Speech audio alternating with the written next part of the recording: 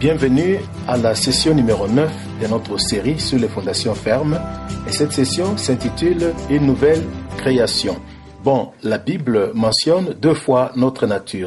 Tout d'abord, elle se réfère à notre ancienne nature que nous avions avant de naître de nouveau, que nous recevons d'Adam à la naissance. Nous en avons parlé lors d'une des séances précédentes. Dans la lettre de Paul aux Éphésiens, il dit ceci: « Vous qui l'a rendu vivant, vous qui étiez morts par vos offenses et par vos péchés, dans lesquels vous marchiez autrefois, selon le train de ce monde, selon le prince de la puissance de l'air, de l'esprit qui agit maintenant dans les fils de la rébellion. Nous tous aussi, nous étions de leur nombre, et nous vivions autrefois selon les convoitises de notre chair, accomplissant les volontés de la chair et de nos pensées, et nous étions par nature des enfants de colère, comme les autres. » C'est donc évidemment que cela parle au passé, ce que nous étions quand nous étions en Adam. Nous avions la nature d'Adam, nous l'avons vu, qu'il a transmise à la race humaine, et c'est ce qui nous a poussés à nous comporter comme nous le faisons. Je pose souvent la question: qu'est-ce qui fait d'un pommier un pommier? Et les gens disent inévitablement les pommes, ce qui n'est pas la bonne réponse. Les pommes n'en font pas un pommier. Elles ne font que témoigner de la sorte d'arbre dont il s'agit. Elles révèlent sa nature. C'est un pommier parce que c'est la nature de l'arbre. Les gens commettent des péchés à cause du péché. Ils ont une nature pécheresse. C'est comme cela que nous étions quand nous étions en Adam. Mais bien sûr, quand nous sommes nés de nouveau, nous avons reçu une nouvelle nature à la nouvelle naissance. Nous avons été baptisés en Christ et la Bible dit que nous sommes devenus des participants de la nature divine, ce qui est une pensée incroyable. Mais ce que cela signifie, c'est que notre esprit est devenu vivant et que le Christ est venu vivre à nouveau en nous et que nous avons maintenant sa nature. Il y a un verset que nous citons souvent: c'est pourquoi si quelqu'un est en Christ, il est une nouvelle création. Les choses anciennes sont passées, voici, toutes choses sont devenues nouvelles. Qu'est-ce que ça veut dire? Eh bien, cela signifie que nous sommes morts à qui nous étions en Adam et nous sommes maintenant unis à Christ, nous sommes un avec lui. Spirituellement, nous sommes unis à lui. Il est important que nous comprenions ce concept. Celui qui est uni au Seigneur est un seul esprit avec lui. Et comme un sarment est greffé dans la vigne, nous avons été greffés de la même façon en Christ. Il est notre vie. J'ai expliqué dans une séance précédente que le mot « vie » est le mot grec « zoé » qui signifie posséder la vie de celui qui nous l'a donnée. La même vie. Quelqu'un nous a donné la vie et nous possédons sa vie. Il est notre vie maintenant.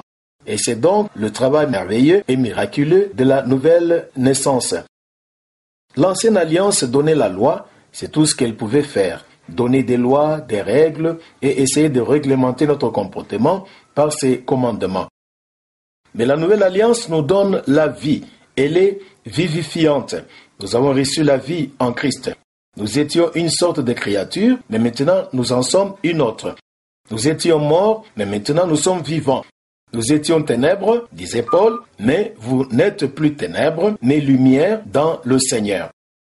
Nous ne sommes pas à moitié ténèbres et à moitié lumière. Nous sommes lumière dans le Seigneur. Nous sommes une nouvelle création.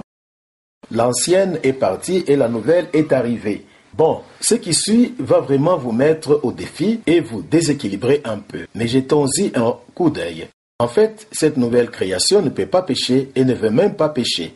Bon, lisons ce que Jean dit à ce sujet dans 1 Jean chapitre 3 et verset 7. Il est dit: « Petits enfants, que personne ne vous séduise. Celui qui pratique la justice est juste. » C'est pourquoi il pratique la justice, parce qu'il est juste, comme lui-même, Christ, est juste. Parce que nous sommes unis à lui, d'accord, nous sommes un avec lui. Celui qui pêche est du diable, car le diable pêche dès le commencement. C'est dans ce but que le Fils de Dieu s'est manifesté afin qu'il détruise les œuvres du diable.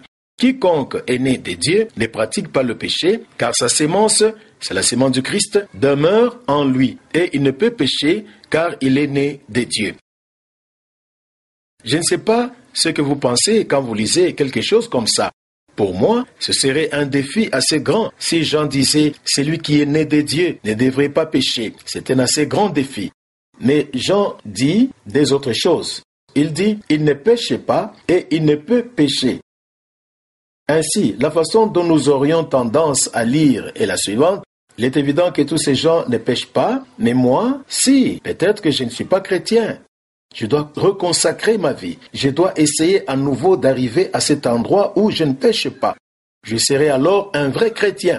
Et c'est pourquoi nous avons souvent de nouvelles consécrations, des réengagements et des personnes qui reviennent au Christ parce que nous lisons ce passage de cette façon. Les chrétiens ne pêchent pas, et si je pêche, je ne suis donc pas chrétien. Mais le fait est que les chrétiens pêchent encore. Et nous devons donc essayer de comprendre ce que Jean dit ici.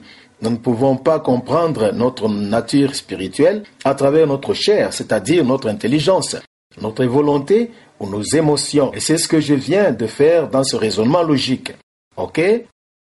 Nous ne pouvons pas pécher, nous ne péchons pas. Cependant, je pêche, je ne peux pas être chrétien. C'est un raisonnement logique.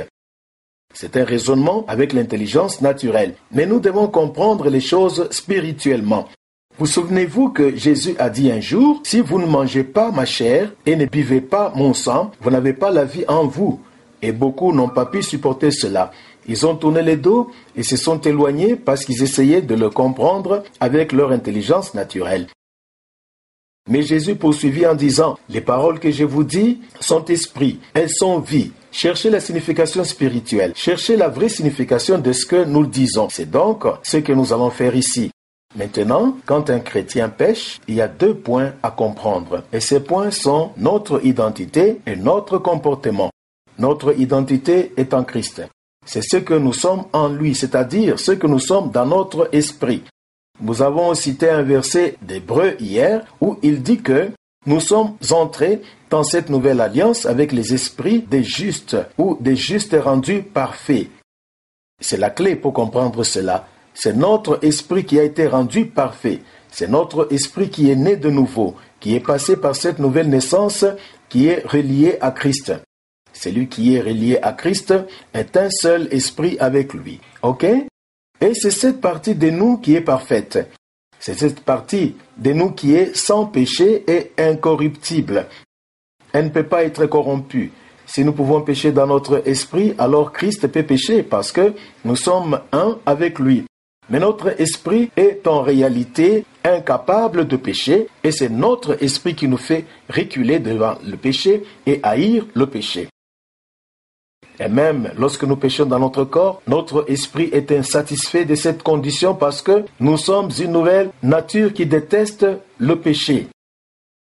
Maintenant, notre comportement a lieu dans le royaume de notre corps.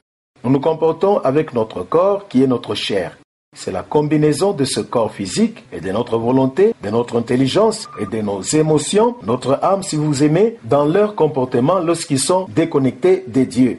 C'est la chair. Les reliques du péché demeurent donc dans notre corps non racheté. Rappelez-vous que nous avons dit qu'il y a une partie de nous qui n'est pas encore rachetée, c'est notre corps. Et notre corps vieillit, notre corps s'affaiblit, nous tombons malades, un jour, il va mourir. C'est parce qu'il n'est pas encore racheté. Et c'est dans le royaume du corps que le péché a lieu. Nous pouvons encore être tentés et nous le sommes. Nous pouvons encore pécher et parfois nous le faisons. Et quand cela arrive, notre esprit le déteste parce que notre esprit est un avec Christ. Notre esprit est né de nouveau, notre esprit est parfait. Nous n'avons donc pas une nature pécheresse, nous avons la nature divine qui résiste au péché quand il s'introduit dans notre corps. Voyons maintenant l'expérience de Paul, et je pense que cela nous aidera à clarifier les choses ici. Voici l'expérience de Paul quand il a essayé de s'occuper du péché au moyen de la loi. Rappelez-vous que nous avons regardé cela hier. Maintenant, regardez ce qu'il dit. Il dit, maintenant, si je fais ce que je ne veux pas faire, c'est ce que je ne veux pas faire. C'est moi la nouvelle nature. D'accord? Regardez ce qu'il dit. Ce n'est plus moi qui le fais, mais le péché qui habite en moi. Ce n'est pas génial, ça? Vous vous dites, c'est une bonne excuse. Ce n'est pas moi, c'est le péché. Mais c'est ce que Paul dit. Ce n'est pas moi, le nouvel être créé qui est en Christ et qui pêche.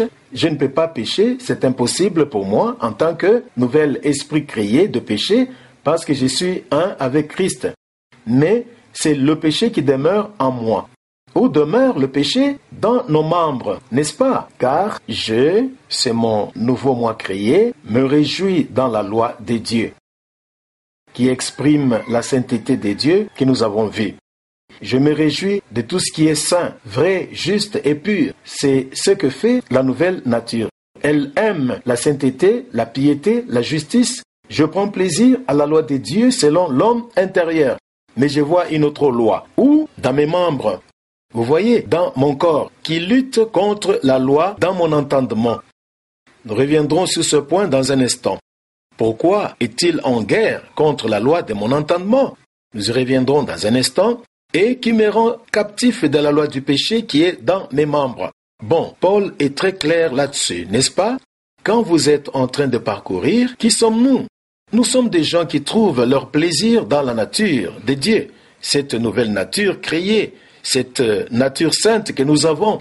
Nous prenons plaisir à la piété, nous prenons plaisir à l'obéissance, nous nous réjouissons dans la vérité, nous nous réjouissons dans tout ce qui est de Dieu. Mais il y a une partie de nous qui n'a pas encore été rachetée. Nous avons cette nouvelle nature qui vit dans l'ancien corps et nous vivons donc ce que j'appelle une guerre civile tous les jours. Paul dit, la chair fait la guerre contre l'esprit et l'esprit contre la chair. Vous en faites l'expérience, moi aussi, c'est un phénomène quotidien. Maintenant, quand un chrétien pêche alors, la guerre civile a lieu en lui ou en elle. La chair fait la guerre contre l'esprit contre la chair. Mais seuls les chrétiens peuvent faire l'expérience de cette guerre. Les chrétiens et les non-chrétiens peuvent pécher. Mais c'est seulement nous qui pouvons expérimenter cette guerre civile parce que nous sommes une nouvelle création et nous détestons le péché. Nous nous réjouissons de la loi de Dieu, donc l'esprit nous tire dans une direction. Comme je l'ai dit, le corps fait appel à nous quotidiennement pour pécher avec les membres de notre corps. Maintenant, regardez ceci encore une fois. J'ai dit que je reviendrai sur cette phrase particulière où Paul dit « Je vois dans mes membres une autre loi qui lutte contre la loi de mon entendement ». Qu'est-ce que ça veut dire? Quand nous faisons l'expérience de cette guerre civile, que pensez-vous de vous-même? Il y a une guerre dans votre tête qui vous pousse à penser d'une certaine façon. Comme je l'ai dit plus tôt, si vous n'êtes pas instruit dans la parole, quand vous péchez, vous pensez, eh bien, peut-être que je ne suis pas chrétien parce que je viens de lire que les chrétiens ne pêchent pas. Vous vous sentez alors condamné. Vous vous en prenez à vous-même et vous vous dites peut-être que j'ai besoin d'être sauvé à nouveau. Il y a une guerre qui se déroule dans notre tête et c'est parce que nous avons besoin d'être clairs dans notre pensée. Qu'est-ce qui se passe en ce moment? Que se passe-t-il? Et que dit la Bible sur ce que je vis dans cette guerre civile dans laquelle je suis engagé? Eh bien, nous devons en venir à la parole de Dieu pour comprendre cela, n'est-ce pas? Nous avons besoin d'être transformés par le renouvellement de notre entendement. Nous avons besoin que toutes nos pensées s'alignent sur ce qui est vrai. Regardons donc cela maintenant, que nous revenons à nos notes. Nous avons besoin de regarder dans le miroir pour voir ce qui est vrai à notre sujet. Au milieu de cette guerre civile, Satan essaye de nous amener à baser notre identité sur notre comportement. C'est ça le problème, d'accord? Vous vous comportez d'une certaine façon. J'en dis, les chrétiens ne font pas ce genre de choses. Donc, vous n'êtes pas un chrétien. D'accord? Que s'est-il passé? Satan a fait la guerre dans notre tête et il nous a vendu le mensonge.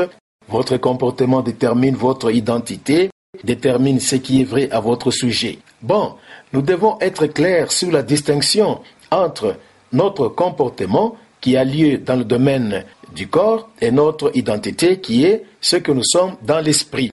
Paul dit dans Romains 8 au verset 10, « Et si Christ est en vous, le corps est mort à cause du péché. » D'accord? Mais l'esprit est vie à cause de la justice.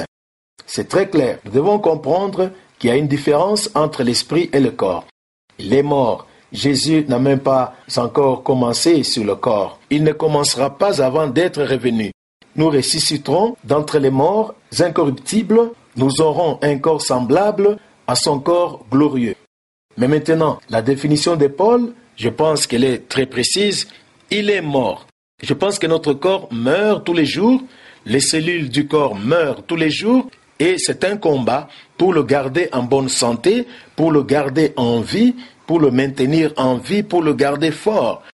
Notre corps est mort, il n'est pas racheté. Mais notre esprit ne pourrait pas être plus vivant que ce qu'il est à cause de la justice, parce que nous sommes unis au Seigneur, parce que nous sommes un avec lui. Nous sommes les esprits des hommes justes rendus parfaits aux yeux de Dieu. Et c'est tellement important de voir la différence entre ce qui est vrai pour notre corps et ce qui est vrai pour notre esprit. Et nous ne résoudrons seulement cette confusion qu'en regardant dans la parole de Dieu au lieu de notre comportement. Bon, disons maintenant, nous allons utiliser cela comme une illustration. Disons que je marche dans la rue et que quelqu'un me dise « Excusez-moi, vous avez beaucoup de saleté sur le visage, beaucoup d'huile ou de graisse ou quelque chose comme ça. » Peut-être que j'ai touché la voiture ou quelque chose comme ça et que je me suis essuyé le visage et que j'ai toute cette huile sur le visage. Alors, ils me le font remarquer. Bon, je ne peux pas voir mon visage. Alors, qu'est-ce que je fais? Je vais aux toilettes et je me regarde dans le miroir. Je peux alors voir et ensuite je peux le nettoyer. Le miroir est une réflexion exacte de moi, n'est-ce pas? De la même façon qu'un miroir reflète fidèlement ce qui est vrai de notre apparence, la parole de Dieu révèle ainsi ce qui est vrai sur nous maintenant en tant que nouvelle création. En fait, la Bible fait référence à elle-même comme un miroir, n'est-ce pas vrai? Jetons un coup d'œil au verset 23 à 24 du chapitre 1er de Jacques. Si quelqu'un écoute la parole et ne la met pas en pratique, il est semblable à un homme qui regarde dans un miroir son visage naturel et qui, après s'être regardé, s'en va et oublie aussitôt quel genre d'homme il était. Bon, ce à quoi Jacques fait référence ici, c'est à quelqu'un qui a de la difficulté à vivre la vie chrétienne. Il dit que la raison pour laquelle il a de la difficulté à vivre la vie chrétienne, c'est parce qu'il n'est pas clair sur son identité. Vous vous souvenez de la façon dont Paul parle de changement? Il passe beaucoup de temps à nous dire qui nous sommes, peignant une image de qui nous sommes, pour nous faire voir qui nous sommes comme ce clochard. Vous vous en souvenez? Il vit cette photo de lui-même, puis il dit « Je vais maintenant devenir cet homme ». C'est ainsi que Dieu nous change. Il nous apporte la parole de Dieu. C'est ce qui est vrai pour vous en tant que nouvelle création. Vous voyez votre vrai reflet dans le miroir de la parole de Dieu, et puis vous sortez et devenez cet homme. Mais cet homme dont Jacques parle, il n'a manifestement pas passé assez de temps à se regarder dans le miroir parce qu'il a vite oublié qui il est et il se comporte comme s'il était un Adam. Vous voyez, la voie du changement de Dieu est donc une transformation qui consiste à nous voir tels que nous sommes vraiment dans le miroir de la parole de Dieu. La semaine prochaine, je pars en Indonésie. J'y vais assez souvent maintenant et j'adore la cuisine indonésienne. Je vais probablement manger de la nourriture indonésienne tout le temps. Parfois, je porte même le batik, la chemise indonésienne. Je ne parle pas la langue, mais imaginons que je puisse parler la langue et que cela soit la seule langue que je connaisse. Je m'habille comme un Indonésien, je mange comme un Indonésien, je vis en Indonésie, je parle indonésien, peut-être que je pense que je suis indonésien. Comment pourrais-je le résoudre? Il suffit que je me regarde dans le miroir. Est-ce que c'est vrai? Je sais que je ne suis pas indonésien. J'ai une couleur de peau et une apparence complètement différente, et ainsi de suite. Et c'est comme ça pour nous. Vous pouvez regarder l'extérieur et dire peut-être que je ne suis pas sauvé, peut-être que je suis un pécheur, peut-être que je vais en enfer. Mais vous devez vous regarder dans le miroir pour voir la vérité sur vous. Parce que si vous vous regardez dans le miroir et que vous voyez la vérité, c'est en fait cela qui va transformer votre comportement de façon incroyable. Continuons à lire. Notre comportement ne nous définit pas. Ce que Jésus a fait à la croix est ce qui nous définit. D'accord? Ce n'est pas ce que vous faites maintenant qui détermine qui vous êtes. C'est ce qu'il a fait à la croix par sa résurrection qui vous donne votre véritable identité de nouvelle création. Et voici ce qui est merveilleux. Les gens peuvent simplement dire, eh bien, si c'est le cas, vous dites simplement, vivez comme bon vous semble et continuez à vous regarder dans le miroir et cela vous dit qui vous êtes. Non, ce n'est pas ce que je dis ce matin. Je dis que si vous vous regardez dans le miroir, et c'est ce que Jacques est en train de dire, si vous regardez dans le miroir assez longtemps, assez intensément, continuez à regarder dans le miroir, à la fin, ce que vous voyez est la manière dont vous allez vous comporter. C'est ce que vous deviendrez dans votre comportement, dans votre façon de vivre et d'agir. C'est la sanctification biblique. Continuez à regarder dans le miroir. Le monde et les religieux ne tarderont pas à vous faire essayer de changer votre comportement. Arrêtez de faire ceci, arrêtez de faire cela. Ils vous donneront des règles. Ils vous donneront des lois. Ils essayeront de contrôler votre comportement d'une certaine façon, et cette étape vers ceci, et 3 étapes vers cela, et ils se concentreront sur votre comportement. C'est la façon de faire du monde. C'est la façon de faire qui est religieuse. Mais la façon de faire de Dieu, il y a une autre façon de faire. Nous allons passer beaucoup de temps à regarder qui vous êtes, à continuer à regarder dans le miroir, à continuer à regarder, continuer à regarder. Venons-en maintenant à ce merveilleux verset qui confirme ce que je dis ici. Paul dit, mais nous tous qui, le visage dévoilé, contemplons comme dans un miroir la gloire du Seigneur, nous sommes transformés en la même image de gloire en gloire comme par le Seigneur l'Esprit. Bon, nous devons décomposer cela, morceau par morceau, pour que nous puissions vraiment comprendre le sens de ce verset. Il commence en disant, nous tous avec le visage dévoilé. Bon, qu'est-ce qu'il veut dire par là? Si vous regardez ce chapitre, quand vous passez du temps à regarder 2 Corinthiens chapitre 3, vous verrez que Paul parle de l'ancienne alliance contre la nouvelle alliance. Essayez de vivre selon la lettre de la loi par opposition à vivre dans la puissance de l'esprit qui est la nouvelle voie de l'alliance. D'accord? Et il développe ce thème. Et il dit encore, jusqu'à ce jour, aujourd'hui, quand les Juifs lisent la parole de Dieu, un voile est jeté sur leur cœur. Que veut-il dire par là? Eh bien, j'en ai parlé un peu dans notre série et c'est ceci. La parole de Dieu peut être utilisée de nombreuses façons différentes. Elle peut être utilisée de manière destructive. La parole de Dieu a blessé et trompé plus de gens que vous et moi ne le pensons. Si elle est entre les mains de mauvaises personnes, des personnes ignorantes, elle peut être comme une arme vicieuse qui coupe des têtes et met les gens en pièces. Beaucoup de gens ont subi des abus spirituels à cause de cela. N'est-ce pas vrai? Condamnation, manipulation par la culpabilité, contrôle, etc. Bon, pourquoi en est-il donc ainsi? Parce que quand les gens la lisent, ils n'ont pas encore découvert la clé principale. Vous vous souvenez qu'on a parlé des pharisiens? Tous ceux qu'ils ont appris, ils ont cherché dans les Écritures, ils ont pensé qu'ils avaient la vie juste en connaissant les Écritures, juste par leur connaissance de la Bible, mais il leur manquait la clé principale. C'est quoi cette clé principale? Se passe partout. Tout est au sujet de Jésus. Il y a donc un voile sur leur entendement. Ils ont la connaissance, ils peuvent citer les Écritures mot à mot, mais ils ne savent pas de quoi il s'agit. Ils ne savent pas quel en est le message. Ils sont donc les leaders aveugles des aveugles. Ils en guident d'autres et ils tombent tous dans ce fossé. D'accord? Mais quand on se tourne vers le Seigneur, dit Paul, le voile est levé. Vous voyez, tout est au sujet de Jésus et tout d'un coup, tout prend vie. Ces livres ennuyeux de l'Ancien Testament, le Lévitique, qui se souvient d'avoir peiné en essayant de lire le Lévitique juste parce que je dois lire la Bible dans un an et le Lévitique en fait partie.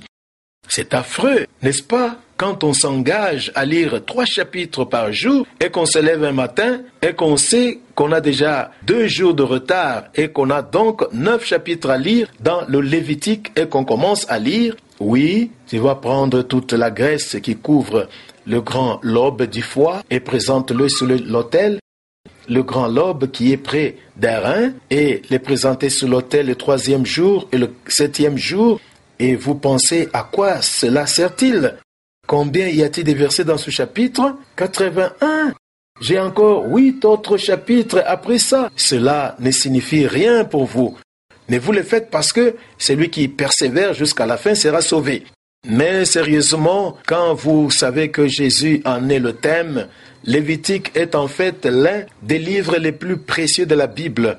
Le voile est levé, tout est au sujet du Seigneur, d'accord? Ainsi, quand on se tourne vers le Seigneur, le voile est levé. Maintenant que nous nous sommes tournés vers le Seigneur, nous croyons que tout tourne autour de Jésus. Alors, quand nous lisons la Bible, nous la lisons avec le visage dévoilé. Nous tous qui, le visage dévoilé, contemplons comme dans un miroir la gloire du Seigneur.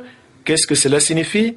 Quand nous lisons la parole de Dieu, nous voyons Jésus comme notre justice et nous le voyons comme celui qui a porté tout notre péché sur la croix. Nous le voyons comme celui qui a parfaitement accompli la loi de Dieu. À tel point que Dieu ne pouvait plus le supporter, qu'il ne pouvait plus se contenir, qu'il ne pouvait plus supporter le silence, je vais dire, et qu'il a ouvert le ciel. Et il a dit, c'est mon fils bien-aimé en qui j'ai mis toute mon affection. D'accord? Et vous voyez Jésus, mais quand vous regardez dans le miroir, en fait, c'est vous que vous voyez. Vous voyez Jésus, mais c'est vous que vous voyez. Pourquoi? Parce que vous êtes en Christ. Vous comprenez ça? Vous êtes en Christ, donc c'est comme de regarder dans un miroir. Vous ne pouvez que vous voir vous-même, mais vous vous voyez comme la nouvelle création contemplant la gloire du Seigneur.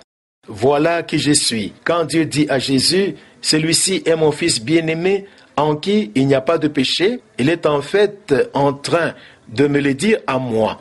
Je me vois dans le miroir. Et donc, quand cette expérience s'est produite, ce qui a été notre but tout au long de ce séminaire, alors ce qui se passe en nous, c'est que nous sommes transformés dans cette même image de gloire en gloire. Par quoi? Par la chair? Par la loi? Non, par l'Esprit du Seigneur. Le Saint-Esprit est celui qui fait le changement. Bon, nous ne pouvons pas être qui nous sommes tant que nous ne savons pas qui nous sommes. Et au cours de la prochaine session, nous allons nous pencher sur l'application pratique de cette vie chrétienne en ce qui concerne notre comportement. Comment cela change la façon dont nous parlons, dont nous marchons, dont nous entretenons des relations avec les autres, dont nous vivons, dont nous prenons des décisions. Cela change chaque partie de nous. Mais si nous commençons par là, nous aurons une religion. C'est la raison pour laquelle nous devons oublier le comportement. Cela importe peu. Je sais que les comportements vont changer, mais attendons que nous puissions rendre ceci beaucoup plus clair avant toute chose. Qui êtes-vous? Continuez à vous regarder dans le miroir jusqu'à ce que vous voyiez la gloire du Seigneur. Et au fur et à mesure que vous voyez la gloire du Seigneur, vous voyez Jésus. Vous serez changé par l'Esprit de Dieu en cette image d'un degré de gloire à l'autre. C'est le moyen de changement de Dieu et cela s'appelle la transformation. Amen.